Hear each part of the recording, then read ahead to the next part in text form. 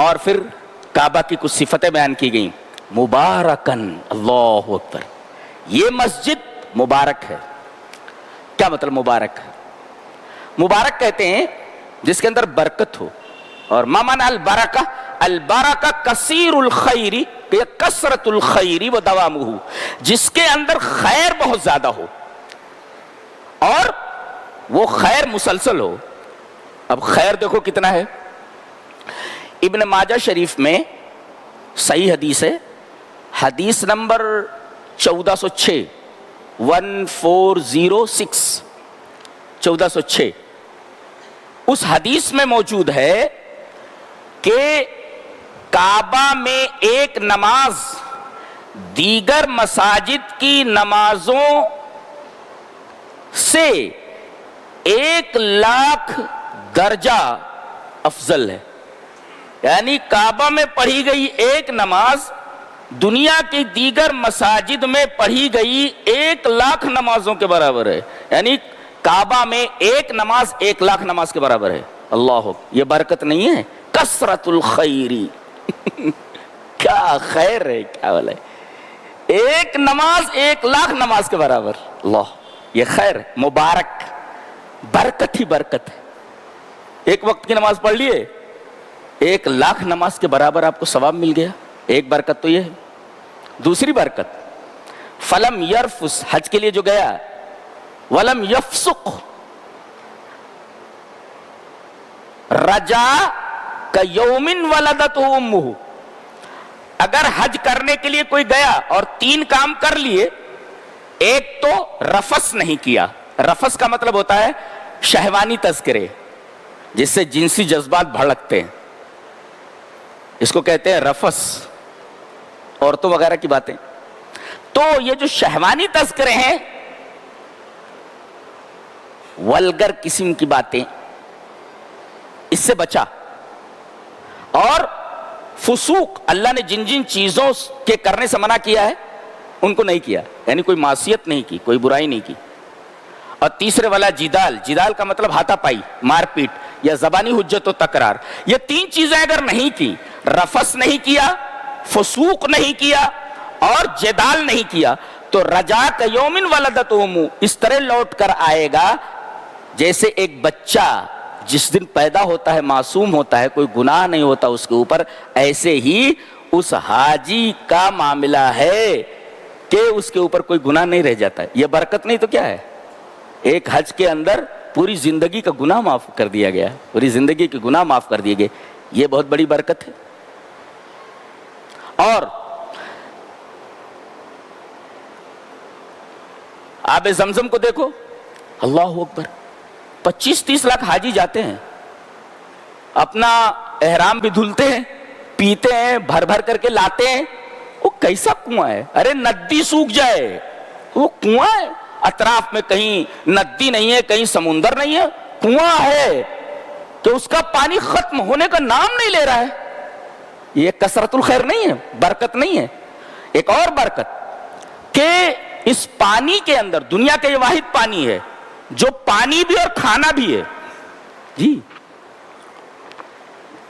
ابو ذر غفاری اسلام قبول کرنے کے لیے آئے تھے، وہ اپنے آپ کو ظاہر نہ کرنا چاہتے تھے مکہ میں. اسی پانی کے اوپر 1 ہفتے تک تھے، یہ پانی پی لیتے تھے. یہ پانی بھی اور کھانا بھی ہے، یہ دنیا کا واحد پانی.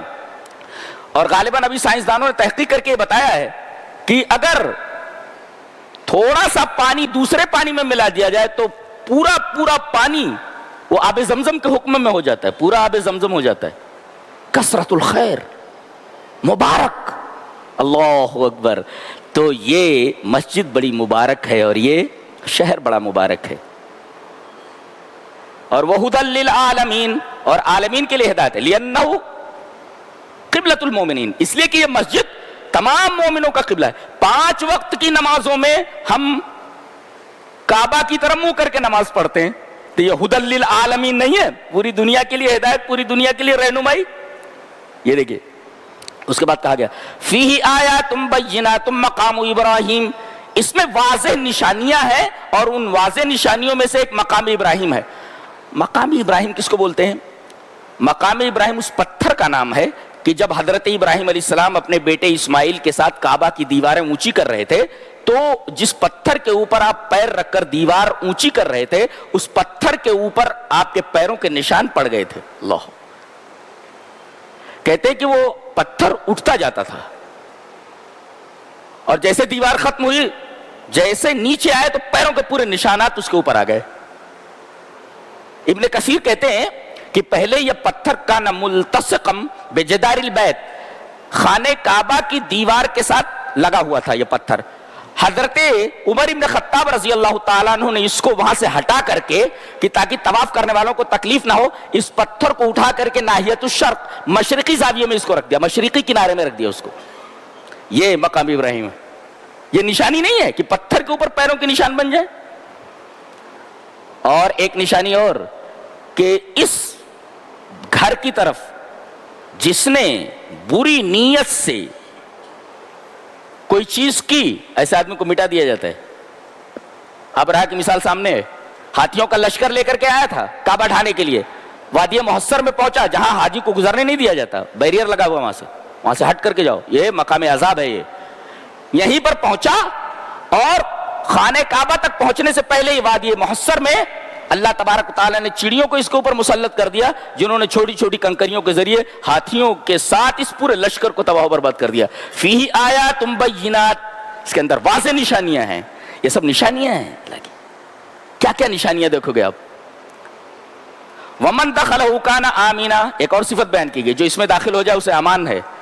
کوئی قتل کر دیتا تھا اس میں گھس جاتا تھا، گھومتا رہتا تھا اور مقتول کے وارثین دیکھتے رہتے تھے، ارے یہ قتل کر کے یہاں بیٹھا ہوا ہے لیکن کچھ کر نہیں سکتے تھے.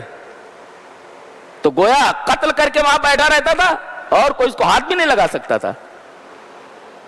کسی مفسر نے تفسیرہ کیا ہے قد امن صیدہ واشجارہ، آدمی کو تو چھوڑو تکلیف پہنچانا، بلکہ اگر حدود حرم کے اندر کوئی جانور ہو تو اس کو وہاں سے بھگایا نہیں جا سکتا، بیٹھا ہوا تو اس کو بھگایا نہیں جاتا، وہاں کے درختوں کو کاٹا نہیں جاتا، وہاں شکار کرنا منع ہے. ومن دخلہ کان آمنا، جو یہاں داخل ہو گیا وہ امان میں آ گیا. آگے کہا گیا وَلِلَّهِ عَلَى النَّاسِ حِجُّ الْبَيْتِ مَنِ اسْتَطَاعَ إِلَيْهِ سَبِيلًا، اللہ جسے